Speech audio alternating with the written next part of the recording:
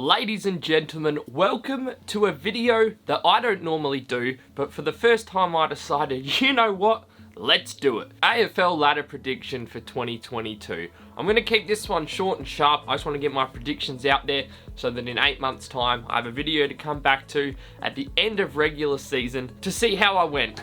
Now, it could be controversial, you guys might have different opinions, and that's all good. Let me know down below if there's something you think I said that was absolutely crazy, because you know what? There probably will be. This is my predictions, let's do it. I'm gonna start with the bottom 9.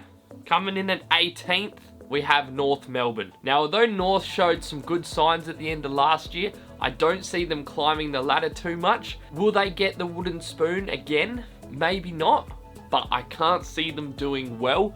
So they are staying at number 18. Coming in at number 17, I've got Gold Coast. They haven't found the form that they need to climb that ladder yet. Maybe they'll do a little bit better, but same deal. I don't see them having the potential just yet to climb any higher right now. Coming in at 16, I have Adelaide. Same deal. They're probably not going to have Tex. I'm not sure if that's official yet, but they did start falling apart a little bit. They played some good games, don't get me wrong. They beat Melbourne, one of the only teams. I just think they're not ready yet to take that next step. So that's why they're number 16. Coming in at number 15, we got Hawthorn. I don't think Hawthorn have a great side yet. I actually have a $100 bet on with my mate Josh that Hawthorn will finish lower than the Eagles, and well, you've seen my list, ladies and gentlemen. Hawthorn 15th.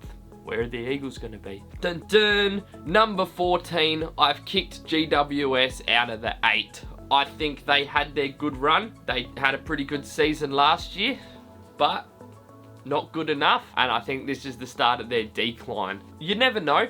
Again, this is my predictions, but I think GWS had their chances and they've thrown it. So yeah, they're dropping out the 8 for me. Coming in at 13, St Kilda. Same deal. Saints had a little bit of a run last year. They could have probably gone further than they did, but they didn't. So they've dropped down to 13th. I'm not going to say much more on the Saints than that.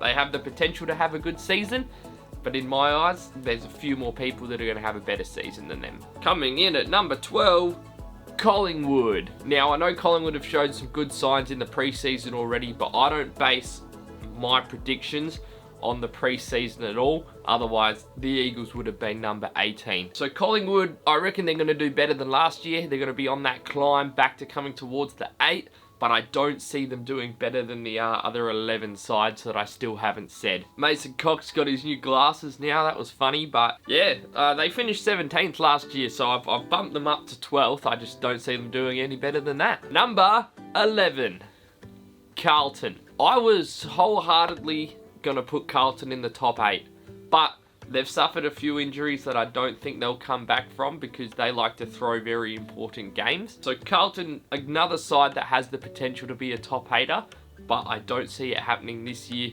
just because of the rough start they're going to have, and they normally find it a little bit harder to come back. So Carlton are coming in at number 11 for me this year. And 10th, we got Richmond. Richmond could have done better last year, but they didn't.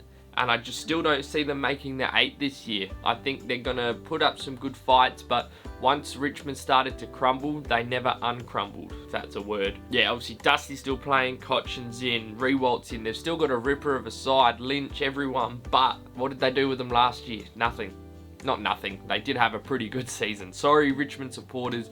Richmond did play all right, but yeah, this year, I'm calling a 10th spot for them. All right, number 9. The end of the bottom 9. I got the Fremantle Dockers. I know Freo just whooped the Eagles, and obviously, big controversy if the Eagles aren't 9th. I've put them in my top 8. But yes, I have, but we'll get to them soon. I believe Freo are gonna clutch that 9th spot once again. They're looking good.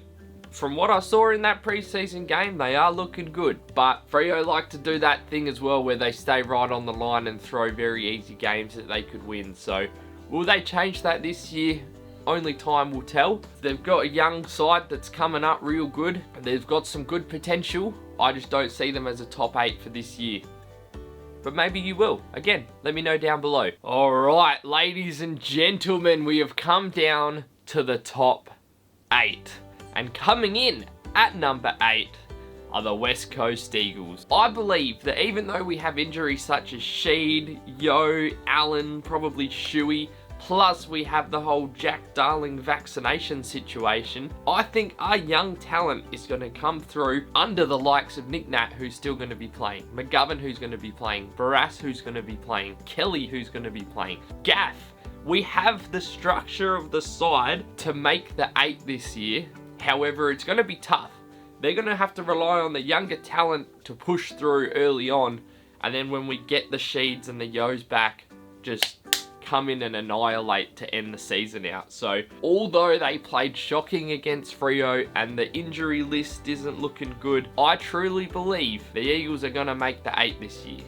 Number 7, Essendon. Not much I'm going to say on Essendon. I believe they're going to make the 8. I don't think they're going to make the top 4. They showed good signs. They haven't won a final in over 6,000 days. They might not still, but I do believe Essendon making the 8. Number 6, Geelong. I've dropped Geelong out of the 4. Unfortunately with them, they're only getting older, and although they still show really good signs of a strong, structured team, they also don't.